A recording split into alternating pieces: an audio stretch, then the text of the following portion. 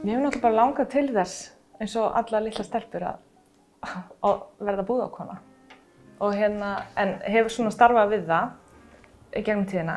En svo kom þetta hús á sölu og við svona horfðum hýrum augum á þetta rými, verslunarrými, og keyptum allt húsið og tókum þetta aðeins svona í gegn og seldum íbúðirnar uppi. Og þá var bara að fara af stað og opna búð. Já, þá var bara farið af stað og opnuð búð. En Birgitta rekur verslunarfélagið á Egilsstöðum sem bæði verslun og kaffihús. Ég opnaði 29. október, þannig að hún búin að vera starfandi í 1 ár. Þannig að þetta gerðist bara mjög hratt. Opnaði á kosningadegi, 29. október. Og svo erum við eins ás á daginn fyrir kosningar, 28. Þá kosningar og við áttum afmæli daginn eftir. Þetta spurning að annaðhvort breyta nafninu eða fara að hafa kosningakaffi alltaf? Ég veit það ekki. Eða hafa þetta bara árlegt kosningar. Og við leiðum nú líka húsnæðið áður við opnuðum undir kosningaskrifstofu fyrir Guðna, forseta. Þannig að hann varð forseti hér, sko. Þið langaði að opna búð. Varstu alltaf ákveðin í hvernig, hvað þú vildir vera með til sölu eða hvað þú vildir hafa, hvernig þú vildir hafa þetta? Já, ég var alltaf með, ákveðna hugmynd. Ég bara ákvað að ég vildi vera með vöru sem mér þætti falleg, legg mig fram við að hafa vöru sem á góðu verði og legg mikið á mig að finna vöru og sá það fyrir mér. Ég vildi hafa það þannig að þú getur komið inn og keyptir eitthvað hlut fyrir þig, ekki bara til að vera að kaupa gjafir. Og vera ekki með vöru sem til á svæðinu, reyna að finna eitthvað nýtt. Og svo var það, fórum við að hugsa bara hvað myndist okkur vanta meira. Okkur fannst vanta gott kaffi og þegar maður svolítið kaffisjúkur, þá þarf maður bara að búa til gott kaffi sjálfur. Og þá kom þessi hugmynd að hafa helming kaffihús og verslunina. Og það bara eins og smellur saman, En hvernig hafa viðtökurnar verið þá bæði í gjafavörunni og kaffihúsinu? Bara frábærar. Bara búið að vera æðislega, bara framar björtustu, Og bara komin í fastakúnnar í kaffið og finnst æðislegt að koma að fá sér kaffibollar allt búðina, skoða. Og komið börnin í með barnahorn og bara, svolítið hanga. Og það finnst mér æðislegt. Og þetta bara svona líka samastaður fyrir konur í fæðingarorlofi. Þeim finnst æðislegt að koma og sitja í kaffi og svo kannski sé þær ekki í langan tíma og svo koma þær og ég segi bara, flott sé ég séð þig. Og þá segir já, ég farin að vinna. Þannig að það hægt að koma. Ótrúlegt vesen. Og ég sakna þær voðalega mikið. Eins og sagði, þá leggur mikið upp úr því, eða þá leggur upp með það að finna vöru sem að þér finnast fallegar og á góðu verði. En hvar hreyfar það uppi? Heyrðu, það bara fyrir mikil vinna að finna réttu byrgjuna og merkin og það bara fer mikil tími í það hjá mér. Mér finnst það rosa gaman og ég að fá vöru frá Danmörku og Svíþjóð og Hollandi og bara þetta var svona stefnan hjá mér að vera með svona skandinavíska vöru og svo eins tekulóta líka frá Hollandi en vera ekki með neina íslenska framleiðslu. Það hægt að fá það hér annars staðar og nema mína framleiðslu reyndar. Hvað það? Heyrðu, ég hef svona verið að dunda mig við að gera hálsmenn. Hef verið svona laumu hönnuður af hálsmönnum í svolítinn tíma en var svona að koma með þetta bara núna í búðina mína. Þannig að þú ert búin að vera að brasa í þessu svona hvað lengi? Mörg ár.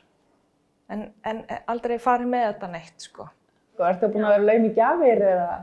Já, ég gera það og svona kannski, ég ekkert, það bara tók mér smá tíma að þora að fara með þetta í sölu. Og það bara, viðtökurnar hafa verið bara frábærar, Þannig að ég að gera 2 týpur af hálsmönnum. Bæði kóparmenn og svo tréperlu festar sem að ég lita ég perlunar alveg sjálf. Þetta er sem tréperluhálsmennin og þessi lita ég þannig að þau litast alveg í gegn. Þau eru heillituð, lætur liggja í lit í langan tíma og það er aldrei sama litin, þannig að þú eiginlega átti ekkert von á því að vera með, sko, þú veist, það er ekkert eins. Og semst nafnið mitt á skartinu er B&B og það kemur svolítið frá því að litla systir mín, sem er ekkert svo lítil lengur, 29, hún kallaði mig alltaf Bibi og það festist við mig þegar hún var lítil. Þannig að það var til B&B. Yeah. Og er þetta bara fyrir fullorðna eða ertu með? Heyrðu, nei. Svo á ég eina litla frænku sem er 7 ára og hún er alltaf að segja mér aðeins til. Og hún sagði við mig að hún þyrfti líka að fá hálsmenn. Þannig að ég gerði svona lítil skvísuhálsmenn sem að hafa verið og þau hafa verið tekin í skírnagjafir og já, svolítið skemmtilegt og þau eru á teigi þannig að þau eru svona, þú veist. Birgitta hefur óbilandi áhuga á hönnun og því að fegra umhverfið sitt og fær margar skemmtilegar hugmyndir. Þú verður að sýna mér eða segja mér frá einu. Það er afskaplega skemmtilegt baðherbyggi. Já. Já, fólki finnst voða gaman að fara á klósettinn. Það var sko líka við kortur í opnun. Við náttúrulega tökum þetta rými bara eins ódýrt og einfalt bara eins og við gátum. Gerðum voða lítið og baðherbergið var ekki fallegt og mér leiðast ljót baðherbyggi og mér finnst ekki leiðilegra en að fara á kaffihúsið í búð og þurfa að fara á baðið eða klósettið og það er ekki fallegt. Þannig ég fékk þessa hugmynd. Hún var kannski ekki alveg samþykkt strax en gerði hana samt, tók hana 2 kvöld í þetta og réttlæti sem sagt öll blaðakaupin mín í gegnum tíðina með því að gera þetta. Þannig ég satt og reif út blaðsíður og bóbeðir og bólið og hús og híbýli og skreytti. Og ertu byrjuð að safna blöðum aftur? Já, já. Og hyggstu þá kannski betri ekki eitthvað annað? Spurning. Ég get gert þetta hjá okkur betur. Svona til réttlætingar? Til réttlætingar, já. Og þetta vekur athygli? Þetta vekur mikla athygli. Fólk getur glemt sér hérna inni. Birgitta er svo sannarlega önnumkafin kona. Svo er ég í stjórn þjónustu samfélagsins og við bara erum að vinna í því að gera bæinn okkur betri á allan hátt, bæði fyrir heimamenn og ferðafólk og alla og eigum alveg rosalega flotta flóru af verslunum hérna á Egilsstöðum. Bæði fataverslunum, gjafvöruverslun, og veitingahúsa og hótela. Þannig að Egilsstaðir er alveg pottið staðurinn til að koma og versla og njóta. Aðventan er gengin í garð og mikil jólastemming verður í verslunarfélaginu allan desember. Þannig til að verði svona stemming á aðventunni og fólk að koma við í kaffi og... Ég held að.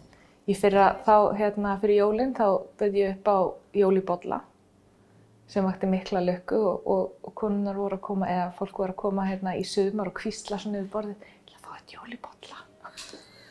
Hvað er það?